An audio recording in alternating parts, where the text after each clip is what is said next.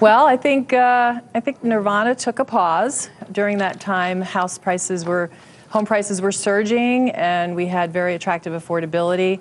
And a few months after I was on, we had rates spike about 100+ basis points, and we saw a pause. The consumer was rationally responding to the surge in prices, the backup in rates.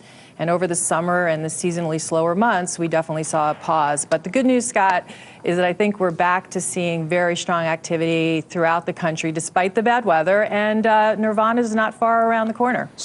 You know, honestly, we don't put a lot of weight on the new home sale numbers. I think Diana mentioned that earlier today. We do our own proprietary surveys, and I would say that that number would not be correlated to what we saw in January, which was pretty much flat to down.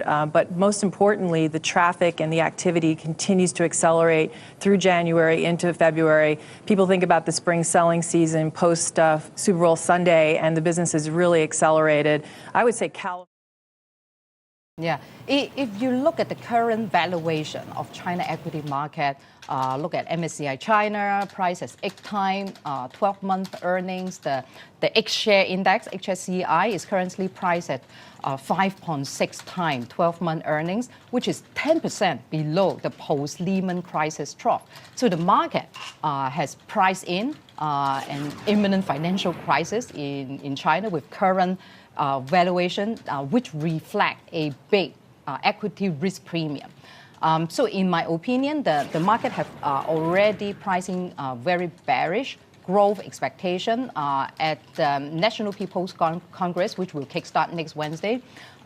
Investor will watch out for more concrete policy signal regarding the structural reform progress, including the fiscal reform, which will address the shadow banking and local government debt problem.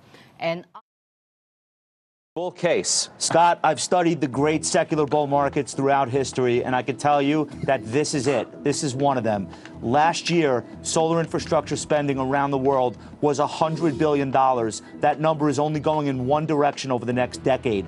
We're going to add 20% more, 45 gigawatts around the world this year. That's spending in China, in Europe, the United States. Walmart and Costco are putting solar panels on all of their rooftops. Last week in the California desert, they unveiled a brand new project up and running. They're calling it the Hoover Dam of solar. Berkshire is betting. Google is betting. This is the type of sector where you want to look for stocks that get sold off because of temporary slowdowns in the manufacturing process, and you want to pounce. If you're I can't look past what the first solar earnings report was today, and what's so critical to the growth in the solar industry is the large-scale utility projects. And clearly, as witnessed in First Solar's report today, we are seeing a slowing in that momentum.